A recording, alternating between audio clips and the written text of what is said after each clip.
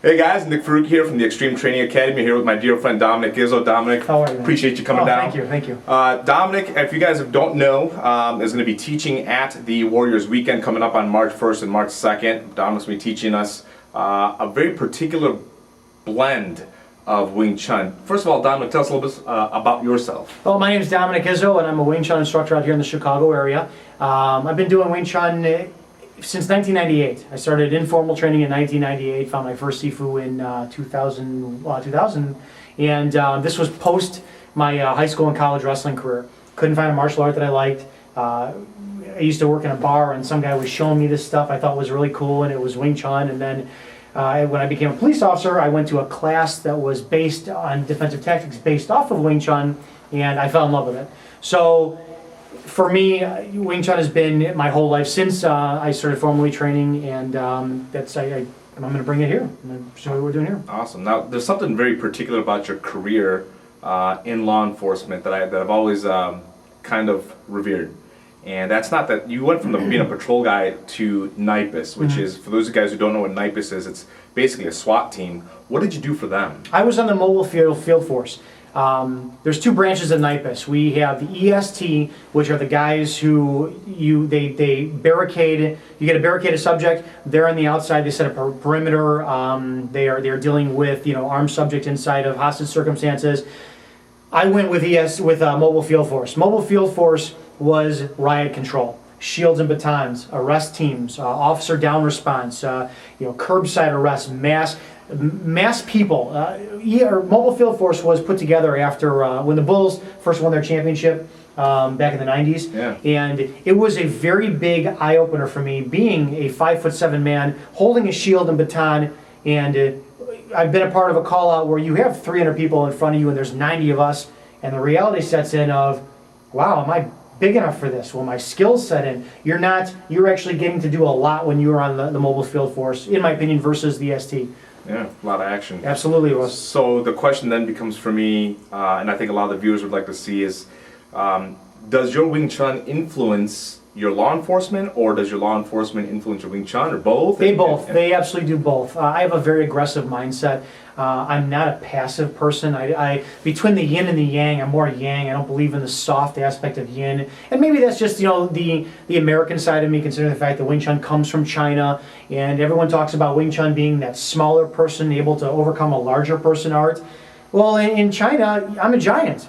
And if you rewind when this art was created 300 years ago, you're looking at guys who are 5'3", 120 pounds. So, based on the fact that in law enforcement, I'm sized up with guys like you all the time, and I have to assert my will on you in order to put you into handcuffs passively. Sure. You have to believe that I'm going to win. Right. Because I don't want to go hands-on with somebody your size. So I bring that level of mentality into my Wing Chun. And my Wing Chun, in my opinion, is more aggressive than most because I don't believe in soft. I don't believe in the yin of it, and I want to be as aggressive as possible. For you guys who don't know, I've known Dominick now for a few years. I've gotten a chance to exchange some. I teach him our ballistic blend of JKD. I get a chance to learn his version of Wing Chun, and I can say that it is very aggressive. It's very on point. I mean, there's no messing around. And before we get into some of the things that you'll be talking about during the event.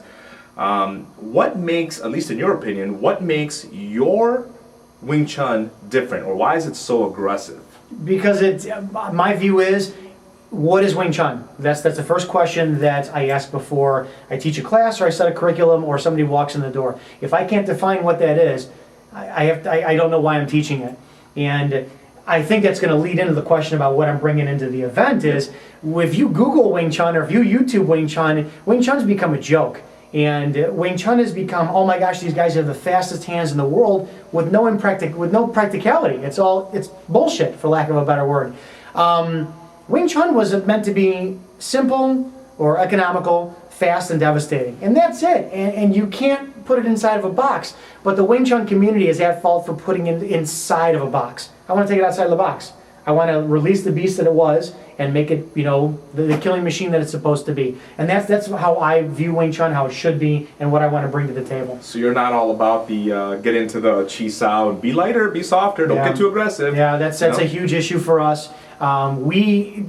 in my opinion too, based on the nature of how instruction goes and when people make teaching their career and how you have to retain students and you got to keep people coming through the door, you got to keep them chasing your skill. So there's methods to teach to keep them paying out of pocket. I've fallen victim to that. I'm sure you have too. All of us have who are martial arts students. But when you say that this is the goal of what you're going to get and you show somebody off the bat that this is a never-ending pool of potential of what you are, you don't limit yourself. Right. And I think the Wing Chun community and specifically has limited itself by saying, this is this, this is this, and you can only do this and soft and back off. Yeah. We don't train how we're supposed to. And I think that has a lot to do with the fact that for most part, I don't think there's enough aggression in martial arts to begin with. I'm kind of with you, at least for sure. In many of the schools that I've seen, although I did get a chance, I had the honor of going teaching at Dominick's school one day. We loved it. And I had a blast, and I saw how these guys were they were laser beamed on destruction, and I loved it. That's just that's our mindset here at in our program as well. So fast forward a little bit. Let's get to the event. Which we're very excited. We're pumped about this thing. This has been a dream for me for several years. What are you bringing to the table? Gonna bring to the table the Wing Chun that you've seen, if you've seen any, and if you come, research Wing Chun before you go, and what Wing Chun really is. I'm going to show you the difference between what Wing Chun in a box is, what your alphabet is from it, and then how to actually just speak the language of Wing Chun. You're going to walk out of here knowing more than you did within 30 minutes with me than you could within 2 weeks of teaching, because it's going to show you your capability. I'm going to show you what you're already capable of, which is the essence of Wing Chun, and then we improve off of that. I'm also going to show you the trickery, the BS, the salesmanship, the showmanship, and the movie side of Wing Chun, and then the dirty side of Wing Chun that's really meant for fighting. Yeah. I want to show you the night and day difference and have you just get an experience of what it is. Yeah. One of the things that I've always said is there's Wing Chun and there's Combat Wing Chun, and Dominick's Wing Chun really falls into that Combat Wing Chun. Actually, that term for me is inspired by what I saw from him. Prior to that, I wasn't very impressed with Wing Chun until him and I locked up, and I said, oh, this guy's something different, and then you've gotten the same response from guys like Light Burley, 52 Blocks, who's a big name. Yep. Guy's a gritty fighter, great guy, great instructor. So we're very pumped to see this information, and I'm hoping Dominick's is just as much pumped to show it. Absolutely, I'm glad to be a part of this because, like I said, it's no secret. If you research me a bit, I'm very vocal, I'm very outspoken, and there's things I like and things I don't like, and I'm very expressive about what I don't like, and I love being a part of this because it doesn't matter if you look at people trying to feed the homeless. Well, if Nick wants to bring pizza, but I want to bring sub sandwiches, we're accomplishing the same goal. We're feeding the homeless, but that's what we want. Nick and I both want to bring destruction, devastation, and a level of violence that's going to end our enemy. He's going to go his road, I'm going to go my road, but I'm glad to go on the journey with him. Absolutely. So that's why I'm a big fan. I'm excited to be a part of this. How does somebody find you if they were looking for you online? If you want to look at us online, one of the best suggestions I could say is to go to our website, which is izzotacticalcombat.com. And I'm very proud to say that thanks to the viewers out there, we have one of the fastest growing martial arts channel on YouTube. It's www.youtube.com/izzotacticalcombat. So you guys as viewers, subscribe, send me your suggestions. I always want to do more videos based on what you throw out. I like having guest instructors out. I want to build a community of martial artists, and thanks to guys like Nick out there, we're achieving our goal. Awesome. Hey guys, so that's Dominick Izzo. He's going to be at the Warriors Weekend here March 1st, March 2nd. We're very happy to have him. Dominick, appreciate you coming out, brother. And we'll see you guys in the next one.